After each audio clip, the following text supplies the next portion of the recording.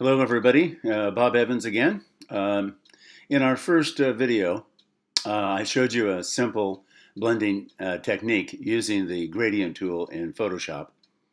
And now to continue along, I'm going to put together three separate images of high dynamic range, and we're going to blend them again in Photoshop using luminosity masking techniques. I have already saved a little bit of time by putting the three layers together. So instead of open as layers in Photoshop, we're going to just open this image and edit it in Photoshop. Whereas before we would open all three of those images and open as layers. This one will just take a little bit less time. So here we have it. And our layers palette is going to show all three of the layers together. Again, I'm using the darker image on the top. So we're going to do the same as before. We're going to shift click, combine all three layers, go up here to edit, and we'll do an auto align layers. Again, auto, and click OK. So once this is done, now we're going to go into the luminosity blending technique. We're doing this because any other type of blending, like a gradient mask, would in fact affect the trees up here in the sky, which we actually want to keep separated. So before we do, we're going to make the blending and luminosity selection a little bit easier to use. So I'm going to go up to the adjustment palette.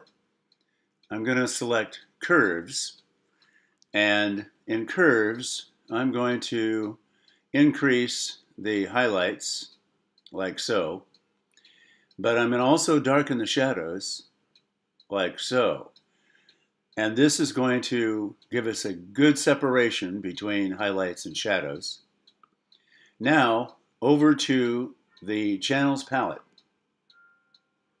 and on the RGB layer I'm going to command click, which is going to produce what we call a lights 1 luminosity selection. So let's save that selection and let's take a look at the channel. Here's our channel, and remember, white reveals and black conceals. So we're pretty close, but not quite.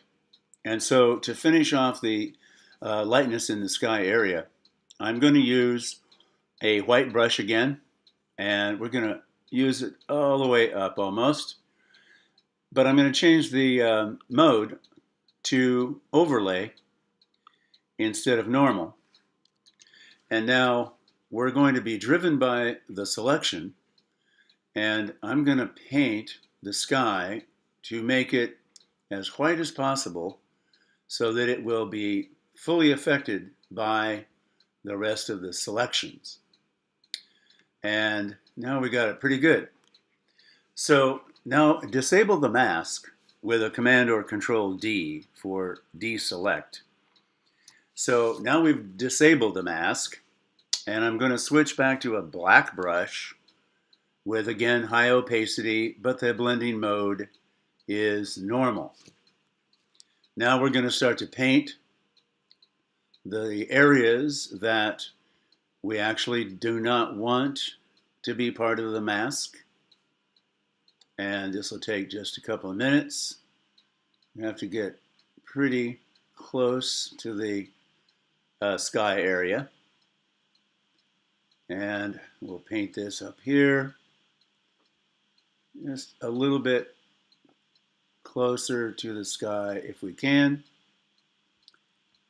But it doesn't have to be exact. And there we go.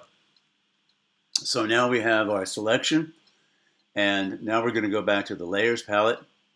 But our curves adjustment layer, we really don't need that anymore, so I'm going to take that and drag it down to the trash. So here we have our three layers again. I'm going to go back to the alpha channel, and I'm going to activate it. And now you can see the marching ants. Back to the layers palette. And on the top or darker area of the, or the darkest exposure, rather, we're going to add a white mask. So now, if you take a look at that mask, Alt or Option, click on the mask. There we have it, and it looks pretty close. So I'm going to go back to the image, and now to finish off the edge of this mask, the separation between foreground and background usually requires it to be fairly close to the darker image in the background to make it look more natural. So we're going to reduce the size of the brush. I'm going to go back to a white brush down here by typing the X key.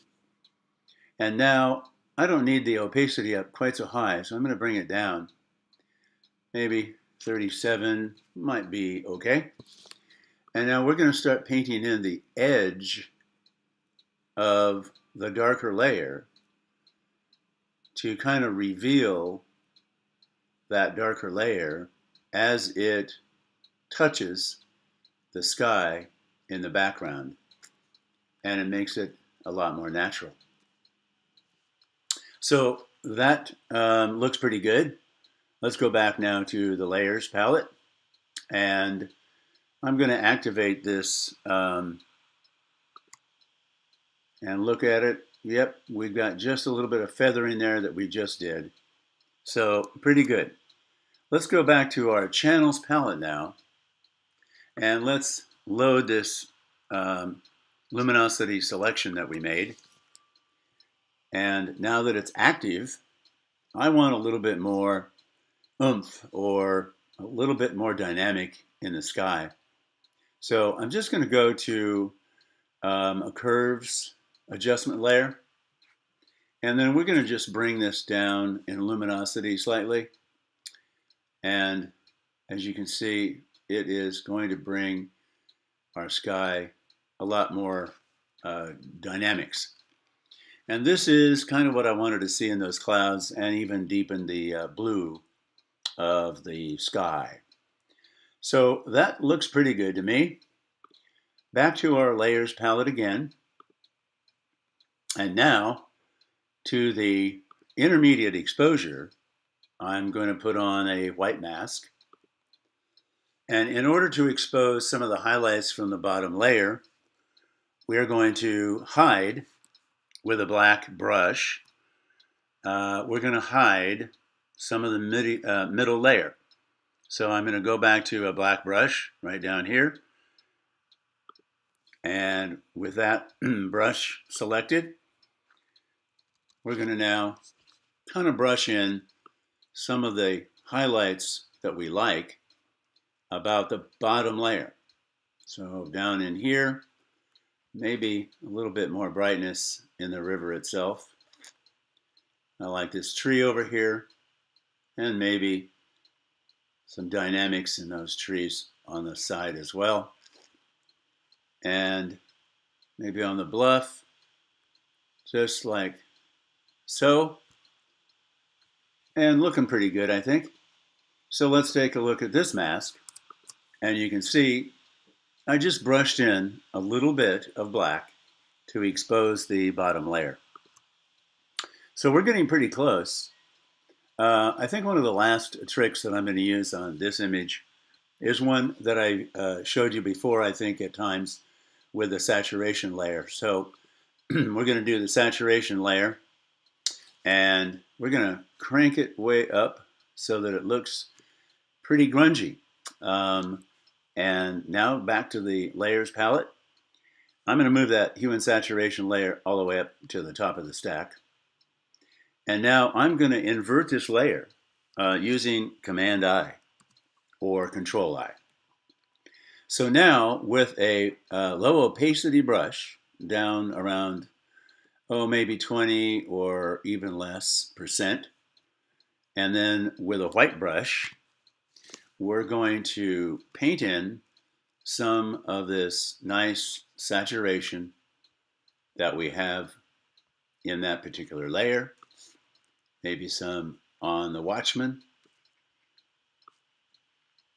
over here.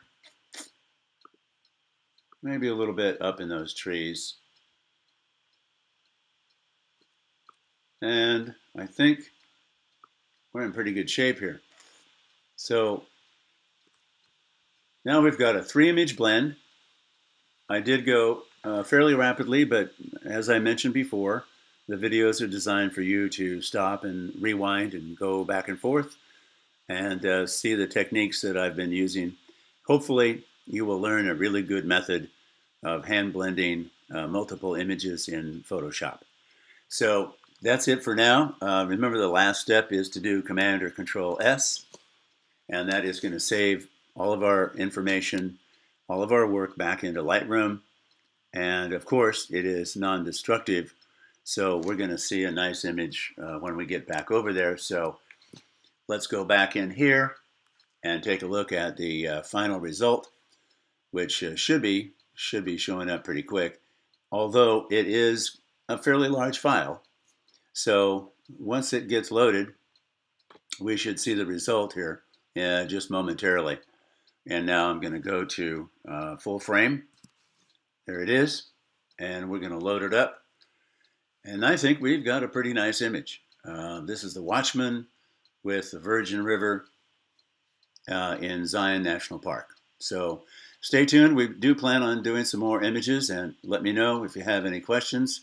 I'm always here to answer your questions. Just send me an email or give me a call. And I think that's probably it for now. Thanks a lot.